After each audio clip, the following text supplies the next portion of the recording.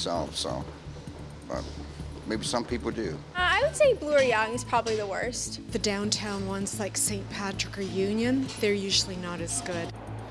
Mixed opinions from commuters about the air quality in the city's subway system. But a new Health Canada report says the air we're breathing on the ground may not be the cleanest.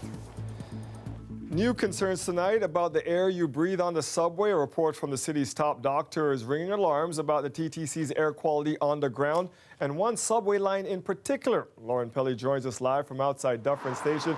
Lauren, do we need to hold our breath when we head downstairs there?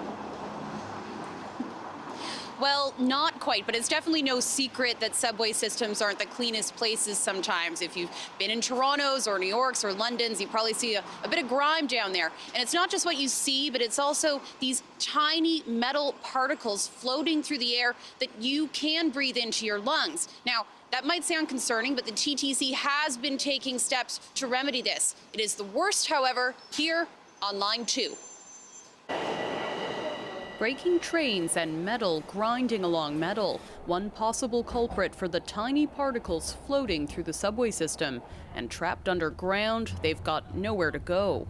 There's a growing awareness around toxic materials and air quality. A new report from Toronto's Medical Officer of Health is calling on the TTC to mitigate health risks, which could include heart and lung diseases. Recommendations include reviewing train systems and studying how to modernize the fleet. The city's biggest concern is Line 2 along Bloor Danforth. There, riders are exposed to 183 micrograms of particles for every cubic meter of air. That's 115% higher than what passengers might breathe in on Line 1 along Yonge University Spadina. And that partially has to do with new cars. And so everything from the state of good repair and getting the new cars on the tracks and the subways to the way in which we break and implement those training exercises, these are some of the measures that can be taken to further improve air quality. It's not the first time researchers have raised red flags about air pollution underground and the potential health risks. The TTC says it's already making improvements. We've done testing for decades.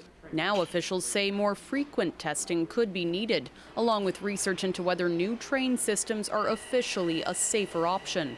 We know we're well below, in fact, the occupational health limits in the province of Ontario. So, that's good news. But riders have mixed opinions on how efforts are working at different stations. I would say Blue or Young is probably the worst, in my opinion. On the season also, in the summer it can be very stagnant, the air. I don't have any complaints. I think I would notice it too because I do have a bit of asthma, so I probably would be sensitive. One of the downtown ones like St. Patrick or Union, they're usually not as good. Now, before you get too worried about what all of this means for your health, city officials say there's no major risk to subway riders, and you shouldn't stop taking it as your morning commute if this is something you do every day. And they actually said this could be a healthier mode of transportation than, say, getting in your car, because you get that walk to and from your station, and when you're in a car, you're sedentary, and there's a higher risk of getting in a car accident. Right? Lauren, you mentioned riders, but what about the people working down there every day? Are those employees more at risk? Well, that's a great question. There is some concern about what this means for people who are spending their entire shift underground. Now, right now, one former employee is actually accusing the TTC of violating the Environmental Protection Act, and they're claiming that they had adverse health effects from spending time working in the subway system. The TTC has said it will be defending itself vigorously against those claims. But today, a union that represents thousands of TTC workers said this new report actually gives more credence to concerns about health risks. In a statement, President Carlos Santos said, "Any reasonable person has to be deeply concerned about what this means for anyone who works there for their living, because the risks are obviously far greater for employees than riders." And this is an area, obviously, where there's probably more research that's needed to see just what those types of effects are for people who've been spending years or even decades working underground. Dwight? Thank you, Lauren. Police are trying to find the owner of a dog abandoned in Etobicoke this weekend. It was discovered zipped up in a suitcase near a walking trail. As Nick Boisvert shows us, she survived the ordeal thanks to some very good timing. With the help of some dried liver treats, the newest resident at Toronto's Etobicoke Animal Shelter is settling in. You know what? I think she's doing pretty good. Physically, she looks pretty good. She's eating well. Not bad considering how she landed here. When you think about where she was Saturday morning and that she's here now, what are the odds? Her luck, obviously, she struck the jackpot when they found her in the park that day. On Saturday morning, some joggers happened across a suitcase on a remote trail in Lambton Park. It was fully zipped up and moving. When they opened it, they found a female Jack Russell mix, scared but alive. She's believed to be around 5 to 7 years old. After finding the suitcase and the dog on Saturday, the joggers discovered what they think were drag marks. That led them up this hill and to the back parking lot of the Lambton Arena. The trail ended here, so the joggers turned her in to Animal Services. Since then, the story has exploded on social media. On Facebook alone, it's got more than 20,000 shares, with more than a few commenters asking how they can bring her home. We're going to help her, and she will find a home, whether it's directly through us or through a rescue group. She will find someone to love and adopt her and get the second chance that she deserves. Animal Services typically charges a $50 surrender fee to pet owners, but they can waive that charge in some cases. People should just know that if they are in a situation where they find they can no longer care for the pet, this is not the answer. As for that previous owner, police are investigating the case. The dog was located without any tag or ID, so someone is missing this dog. We'd appreciate that if they'd contact police. For now, the dog is safe at the shelter for at least the next 5 days. Then the city begins her much-anticipated adoption process. Nick Boisvert, CBC News, Toronto. Tomorrow morning, city crews will descend upon the homeless encampments in the Rosedale Valley Ravine. This is what I have to my name, okay? This is what I have. Where will they go when there's nowhere else to go? I'm Ali Chiasson, and I'll have that story coming up. A mother and daughter duo are being accused of scamming about half a dozen international students. Now, the kids say the homestay providers are taking advantage of them and lying about living conditions. As Lisa Shing reports in this exclusive story, the landlords refused to refund their money when the students moved out early. This house looks like any other in this quiet North York neighborhood. But some of the families of international students who've lived here say looks can be deceiving. The homeowner, Fiona Liu, runs a homestay hosting Chinese teens who've come to Toronto to study. Several parents of those students are accusing her of taking advantage of them, including the mother of Angel An. The 15-year-old moved here from Beijing to attend high school in the fall of 2018. Li Mei Li says she told Liu she didn't want her daughter living with boys. She didn't want dogs in the house either because her daughter's allergic. Li showed CBC News the contract with the homeowner which stipulated no pets. She says Liu also agreed there'd be no boys. But a month after Angel started school, a male student moved in and the host brought home 2 dogs. Li says her daughter's allergies flared up and says Angel quit from the stress and moved back to China 4 months before her rental contract was up. Li says she really regrets choosing that homestay. CBC News spoke with 6 other families who had similar experiences with Liu and her daughter, Tiff Lei, who hosted international students at this house in Burnaby, BC. She gave us all expired some food. Oswald Lee says he lived with Lei for 6 months before moving out. She was enjoying her some kind of like steaks or something like apat with her husband. He and other students who lived in the home told CBC News they were sent photos of the nutritious food they would be provided, but the meals they were actually served were leftovers or bad quality. The director of a settlement agency in China who helped Li find a place in Burnaby says several of the students he placed with Fiona Liu and her daughter were told the home was a 5 to 15-minute walk from their schools. When they arrived, they found out that walk was more than an hour. I feel angry. Really angry because they lied to me. And right now, the student is really young. And they lied to them. On multiple occasions, I've tried to get in contact with the homeowners, including Fiona, who lives in this house here. I've called, I've texted, left messages, as well as emails, but no response. So today, we're going to try and see if anyone's home. No one answers, but we caught up with a student who said one of her roommates has run into issues. Every homestay, every chamber should have a room, but his room was covered by a carpet. There's no door. There's no door. On another occasion, a man students say is Leo's husband refused to identify himself nor confirm whether Leo or any international students lived there. But when asked about the quality of the food, he said, "There's no way you can eat seafood every day." All the students CBC Toronto spoke with moved out early because of the conditions. They say the mother-daughter hosts did not honor their promises or contracts. The families have demanded some of their rent and deposits back, totaling more than $40,000, but have yet to receive any refund. Lisa joins us now with more on this. So Lisa, how can these families get their money back? Is there an organization or anyone they can complain to? Well, Dwight, the problem is there's little regulation. When an international student comes to Canada and is underage, they have 2 points of contact, a homestay provider and a custodian who is legally responsible for the student. But there's no formal way to complain to the federal government if a student is having a bad experience with either a custodian or a homestay. Okay, so what about trying then to take maybe legal action? Could they sue? Well, these families technically could, but remember, they're in China and only their children are here. So it makes navigating the legal system very difficult. And some of the families I spoke with are considering it, but they say they're really sharing their stories largely so what happened to them doesn't happen to anyone else. Sending a warning. Thank you, Lisa. And remember, if you have a story you would like us to look into, we would love to hear from you. Just send us an email, torontotips@cbc.ca. After years of anticipation, 2 new elementary schools finally opened their doors in City Place this morning.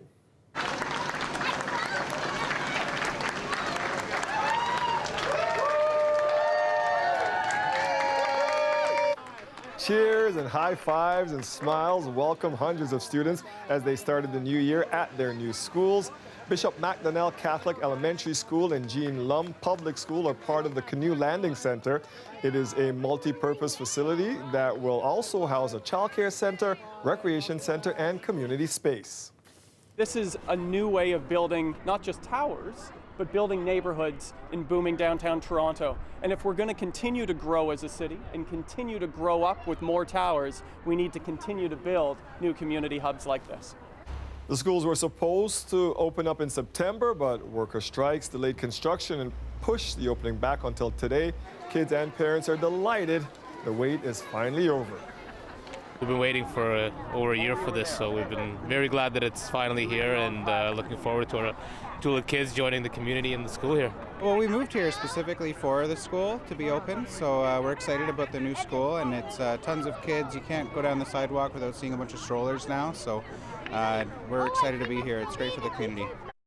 All classes now in session at both schools. The community will have to wait until the spring for the rest of the facility to open up to the public.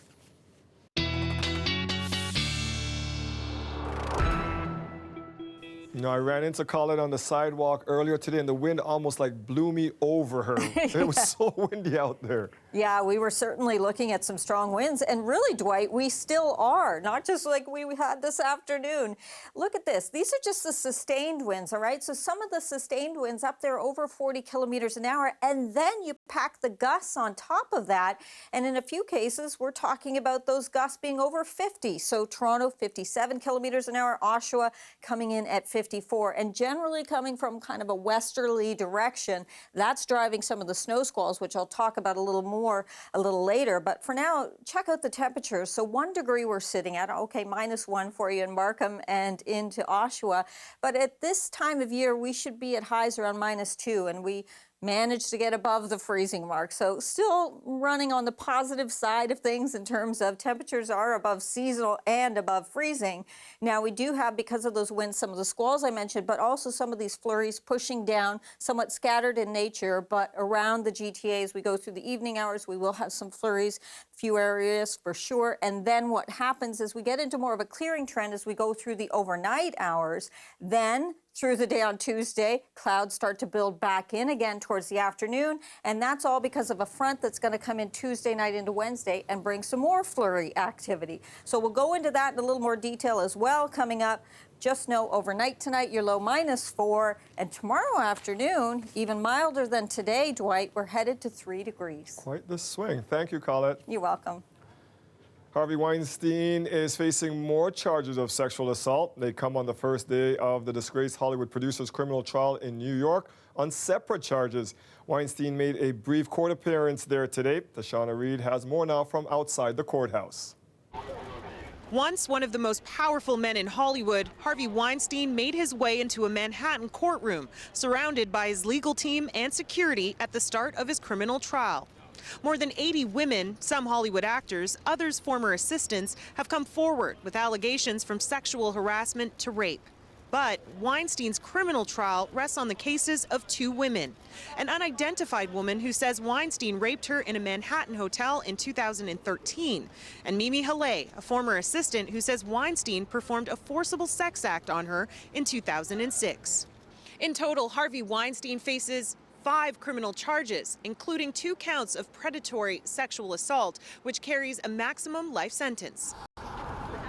Outside of the courtroom, supporters, activists, and other Weinstein accusers came to see the start of the trial.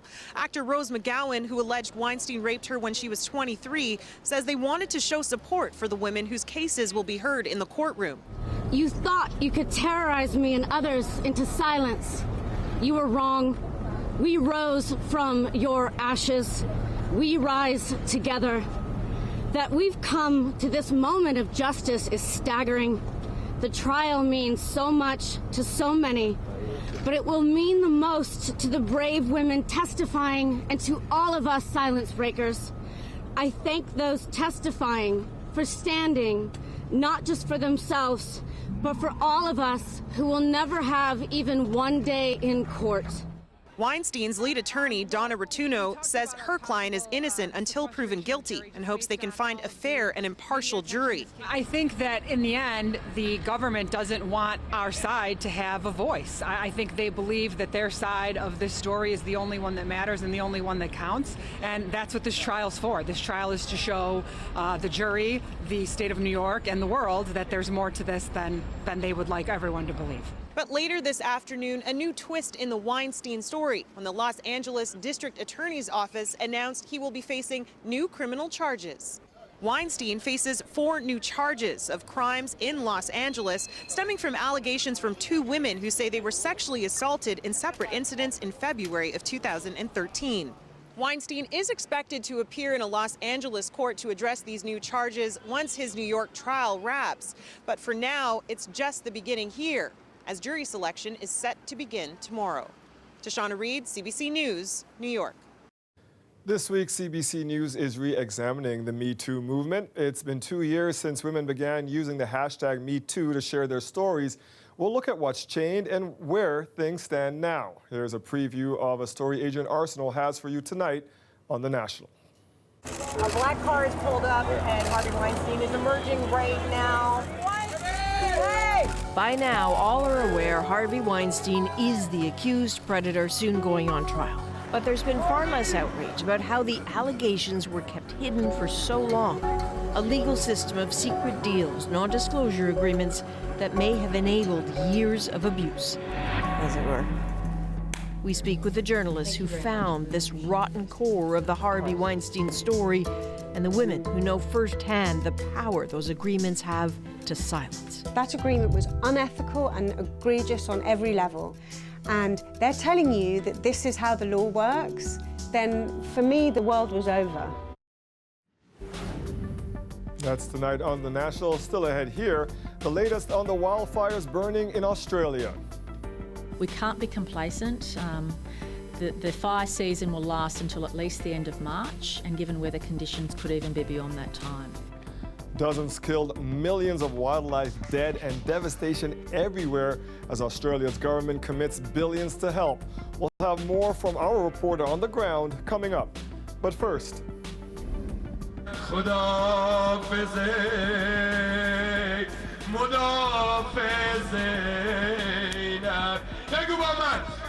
Hundreds of thousands fill the streets of Tehran mourning the death of Iran's top general. Now Iraq is looking to push the U.S. out, and that could be a big blow to NATO missions against ISIS. We'll bring you the very latest next. The weather update is brought to you by Train, the most reliable heating and cooling brand. It's hard to stop a train.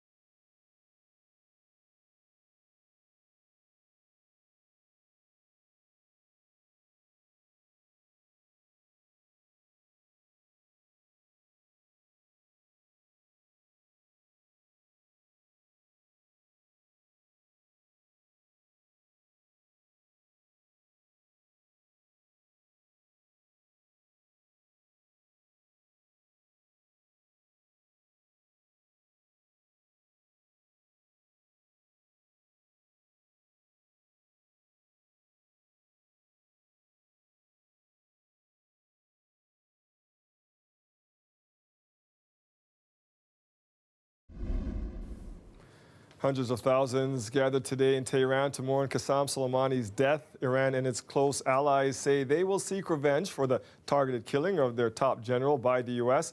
The escalating security concerns have brought the Canadian-led NATO mission in Iraq to an abrupt halt. Carolyn Dunn explains.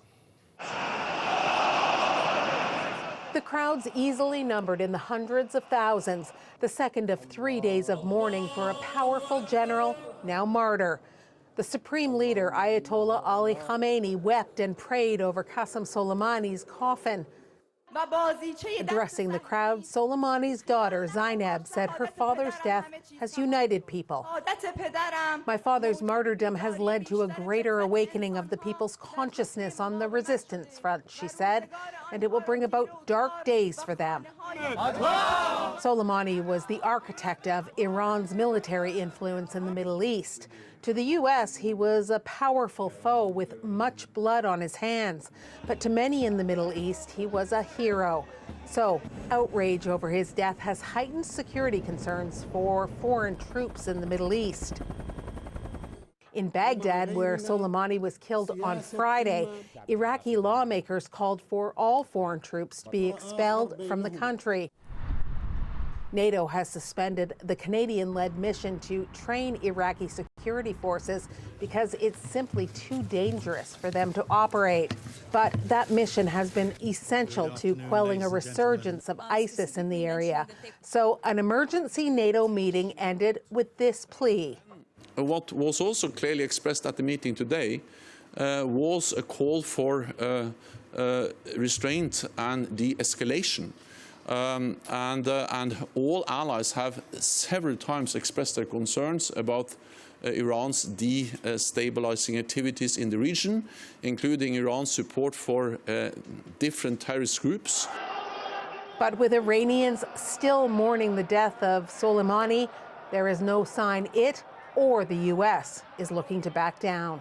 Carolyn Dunn, CBC News, London. U.S. Democrats are using the Iranian general's assassination as one more reason to try and rein in President Donald Trump. Katie Simpson has more now from Washington as Democrats and Republicans are back to work after their holiday break. As lawmakers return here to the Capitol, an urgent push is underway to try to limit the president's power. Democrats, led by House Speaker Nancy Pelosi, will introduce a resolution this week which will aim to restrict Donald Trump's actions towards Iran.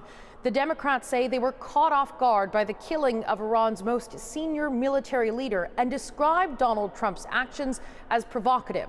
But a senior advisor to President Trump, Kellyanne Conway, is calling on the Democrats to calm down. Celebrate, not denigrate, the fact that the world's greatest terrorist, who is single-handedly responsible for the deaths of hundreds of Americans and the injuries of thousands of others, they should celebrate, not denigrate that fact. The resolution will likely pass in the House, which is controlled by the Democrats, but it is not expected to pass in the Senate, which is controlled by the Republicans, meaning it's not expected to go very far. But Trump is standing by his fresh threat that if Tehran retaliates, the U.S. is prepared to go after sites that are deemed culturally sensitive to Iran. Even though experts are warning if such attacks or such actions are carried out, it could be considered a war crime. There's no sense from the White House that those warnings are going to prompt any sort of change in tone from President Trump. Katie Simpson, CBC News, Washington. It appears the tensions with Iran led to a rash of interrogations of Iranian-born travelers at our border this weekend. We'll have that story for you coming up. But first, the city of Toronto prepares to sweep the Rosedale Ravine once again. They came with a forklift, a thing, and they took all my books. At least now I have a chance to pick through what I can to find some keepsakes. But those who call it home say they have been left with little options on where to live. We'll have more on this for you after the break.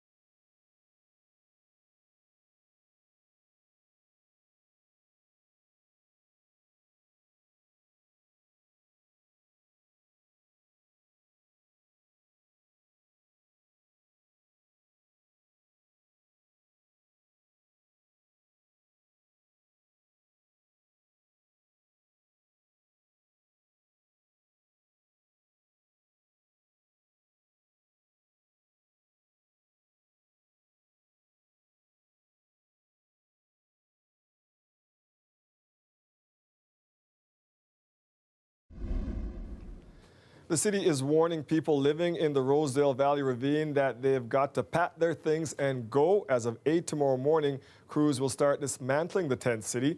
Officials say these encampments are dangerous, but those who live there say it beats staying in a shelter. Alicia Son has their story.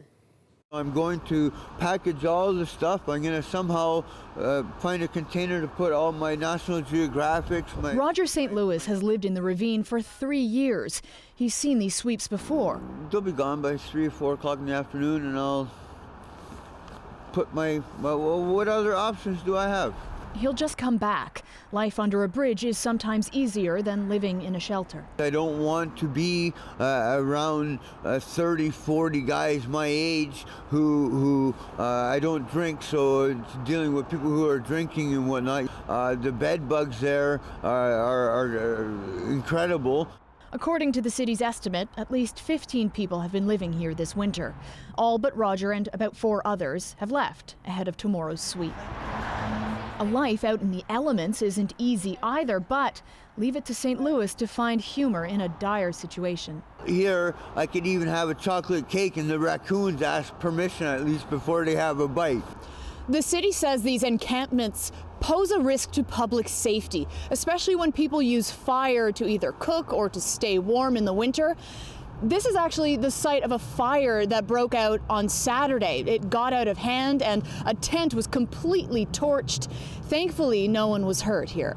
We're asking for care and attention to be paid so that people can be brought in, but people can be supported if they're still outside. Longtime street nurse Kathy Crow wants the mayor to stop the sweep and declare a homelessness emergency. They could put together the different departments at the city in an emergency task force. It just means like we would see action. There is space set aside, specifically set aside in shelters adequate to house all of the people that will be dislocated by the dismantling of the encampment. What they're talking about on the news today is exactly what they were talking about 30 years ago.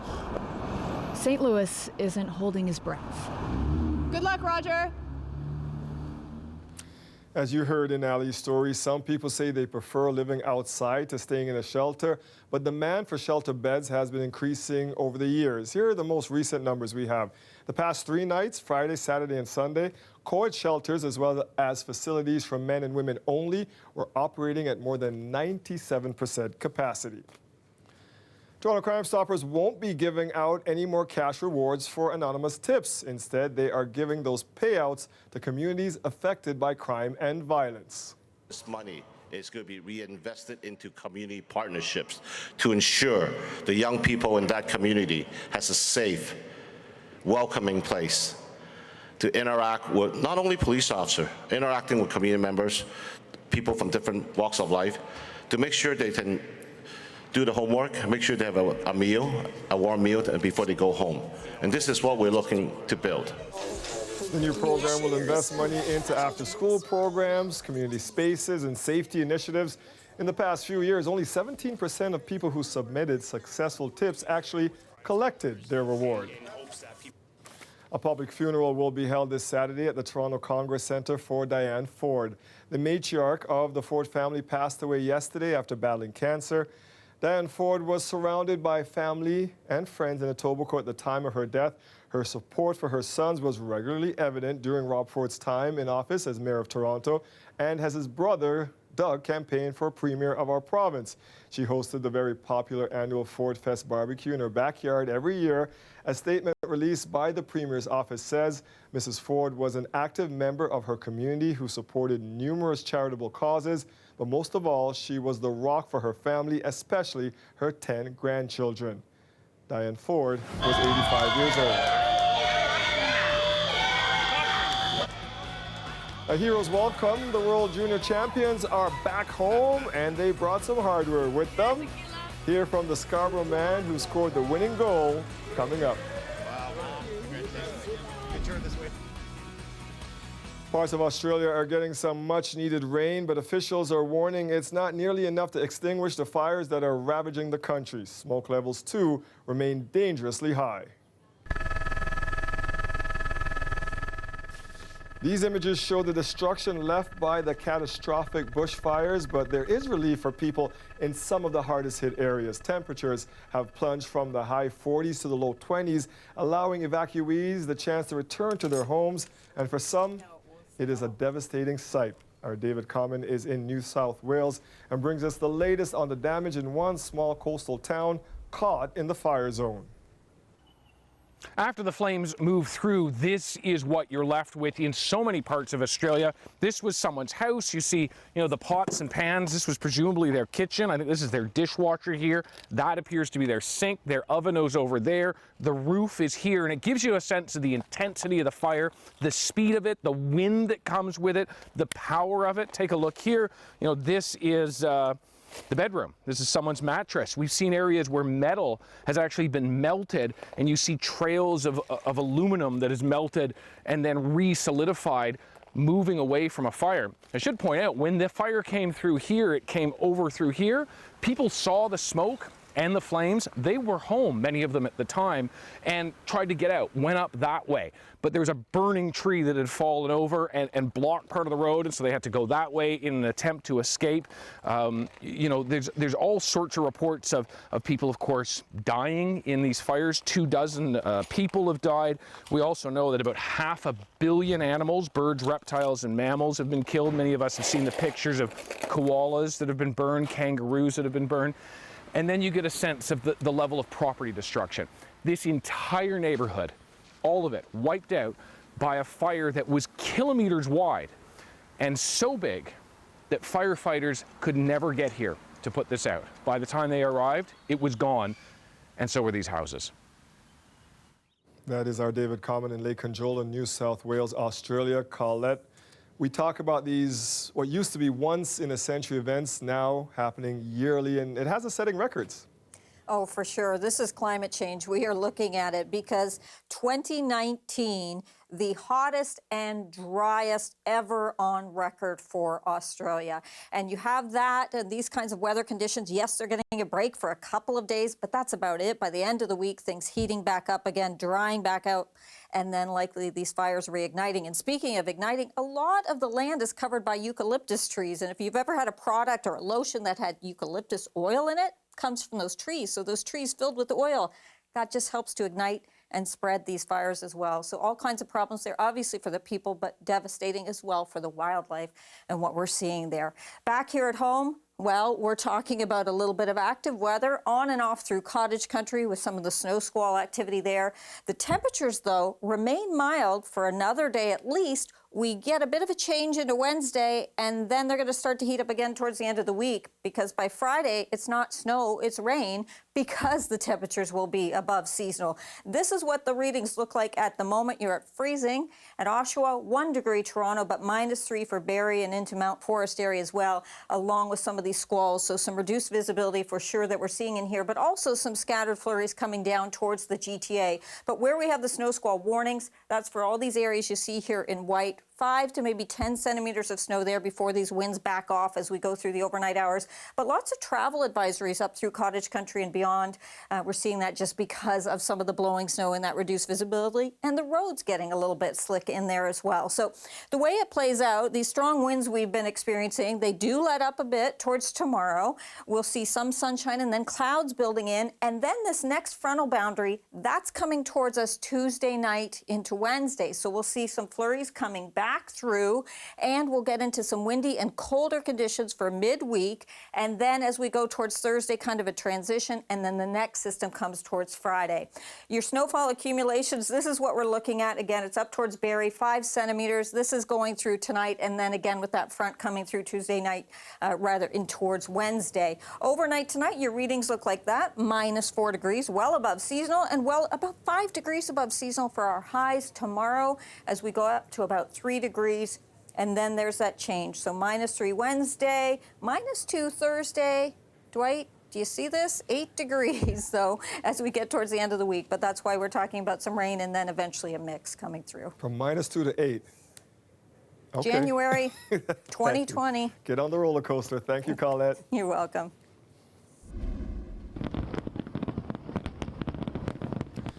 A celebration of all things winter is on the way in one of the coldest cities in the world. More than 1 million people are expected to visit northeastern China over the next month and a half for the annual Harbin International Ice and Snow Festival. Look at that. A glittering winter wonderland has been built there, made from 220,000 cubic meters of ice. People can walk through huge ice palaces and temples or check out other elaborate scenes made from mountains of snow. Coming up next, the tension with Iran is being felt half a world away at our border with the U.S. Told the officer, this is called discrimination. I've never seen that in 20 years. Detained and interrogated despite holding American or Canadian citizenship. Stories from some Iranian-born travelers trying to cross the 49th parallel after the break.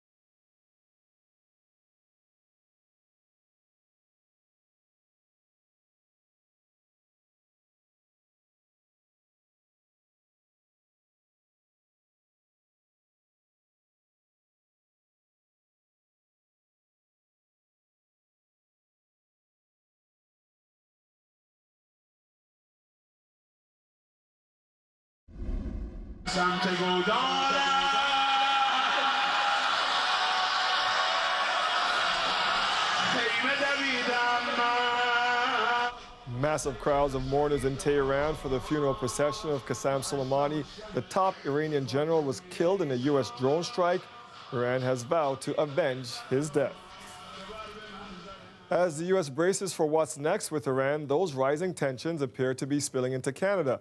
Dozens of Iranian-born travelers say they were detained and interrogated for hours when they tried to cross into the U.S. this weekend. Many of them hold Canadian or American citizenship. Tanya Fletcher has their stories. Sam Sauter was born in Tehran and is a Canadian citizen. He's lived in North Vancouver for 15 years. On Saturday, his family of 4 set out on a weekend trip to Seattle, his first time visiting the U.S. They arrived at the Peace Arch border crossing at 11 a.m. They weren't released until 7:30 p.m. He says they were among dozens of Iranian-born travelers questioned for hours about family history and political ideology. Mood is completely upset. They saw the kids over there and crying and no water. So they bring it to some snacks and the water. These are situations that only started yesterday. Len Saunders is an immigration lawyer based in Blaine, Washington. He says at least 2 clients reached out for legal advice after they faced similar questioning yesterday. One sent him this text message saying, "A lady came by to see if we wanted water. I asked what's going on. She said they started this morning," not saying what this is. I said, "Should I go back to my parents and come back tomorrow?" She said, "It'll be the same tomorrow." Saunders then drove to the border to see for himself. He says he's heard several stories with one connecting thread. The only thing that is similar to all of these individuals is they're all born in Iran. And so anyone from that country is being interrogated. I've never seen that in 20 years. U.S. Customs and Border Protection tells CBC News there has been no directive to detain or refuse Iranians entry into the U.S. because of their country of origin.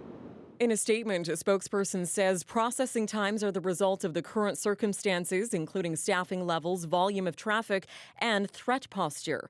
As for Sadr, he says he'll never return to the U.S. again. I told the officer, this is called discrimination. I'm not come back again here, and you never see me. And what did they say? Good luck. Tanya Fletcher, CBC News, Vancouver. After the break, we head south of the border to Los Angeles for a look at the big winners and snubs at last night's Golden Globes. Everyone's watching Netflix. This show should just be me coming out going, "Well done, Netflix, you win everything. Good night," but no. Netflix led the way with 34 nominations, but in the end, only took home 2 awards. More on that next.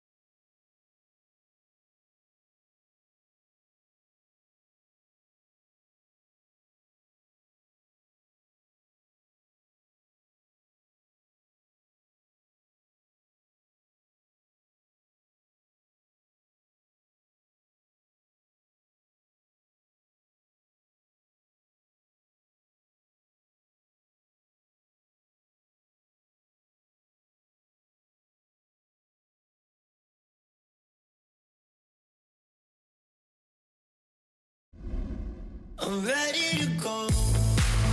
Sorry. A man is blessed. A man is blessed with a family sitting down front like that. It was one of the most emotional moments of my life. And to win this, it's the first time I've ever won an award with him.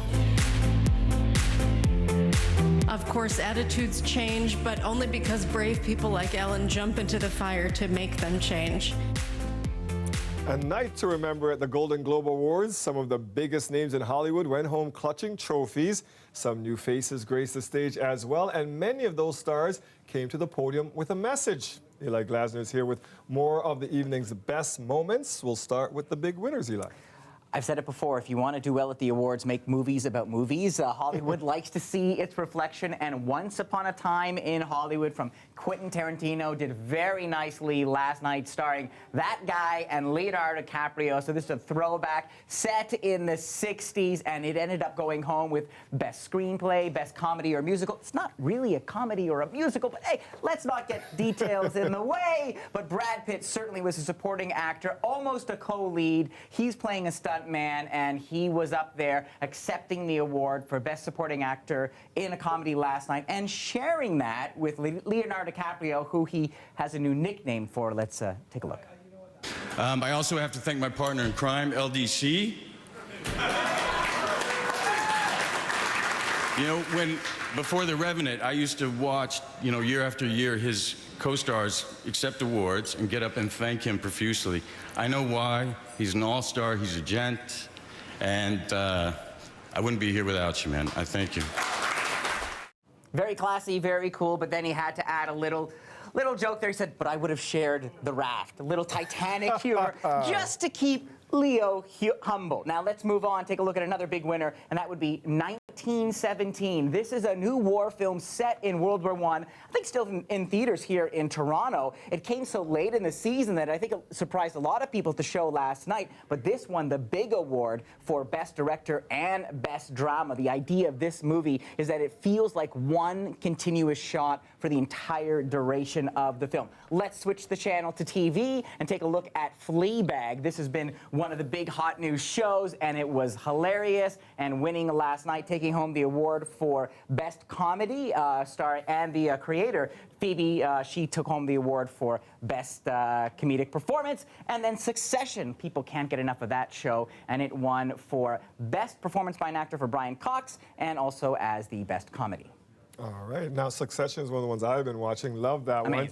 Some of the snubs of the night. Netflix. So Netflix comes into this show with 34 nominations, trouncing the competition, trouncing the other studios, thinking, okay, this is a sea change. This is the new era of streaming. Yeah, let's put the brakes on that, because you look at Marriage Story, you look at Dolomite Is My Name, you look at The Irishman, which you've heard me singing the praises of. Only 2 Netflix movies went home with awards last night. Well, it was one movie, Laura Dern from Marriage Story, and it was Olivia Colman from the series The Crown. So for all of those nominations, not a big payoff. Maybe, Dwight, bit of a Netflix backlash building, as they're saying the future is the small screen, not the big screen. A little pushback here, all right. Yeah. Can, though, a Golden Globe win make a difference later on in the awards season? So here's what's interesting. Only about 90 people vote on the Golden Globes, these international journalists. Some of them we don't even know their names, and yet everyone watches the show, so it can kind of set the tone. Case in point last night, Taron Egerton wins in the comedy category, beating out Eddie Murphy. I thought all the love in the room for Eddie Murphy. He would have won for Dolomite Is My Name, but Egerton did a lovely job in Rocketman playing Elton John. He won. I want to play you a clip where you'll see him getting the notice, shocked, and you'll notice on the edge of your screen Elton John standing up looking for a hug. Let's watch.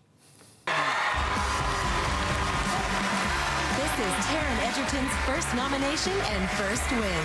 He wins his Golden Globe tonight for his role of Elton John. John's up out of his seat, looking for the hug, but Taron's walking away, going, no, it's okay, it's all right, it's fine. Give Elton a hug. He did, he gave him a verbal hug. He went on stage and he thanked the man, because I think he did a wonderful job channeling his essence. And you ask about the effect. So here's the thing. The ballots for the Oscar nominations don't close until tomorrow afternoon. So some of those Johnny-come-latelys that haven't filled out their ballot yet in Hollywood, they watched that last night and they thought, they're cheating. You know what? Yeah, that Taron kid, maybe. So that's the way it goes. Thanks, Eli. You're welcome. Okay, do you know someone or a group who's making your community better? We want to share the stories of the people and projects that are making the GTA a better place to live, work, and play. To nominate someone, just head to cbc.ca/community-champions. You have until Sunday, January 12th at midnight to nominate somebody. Stay with us. We'll be right back.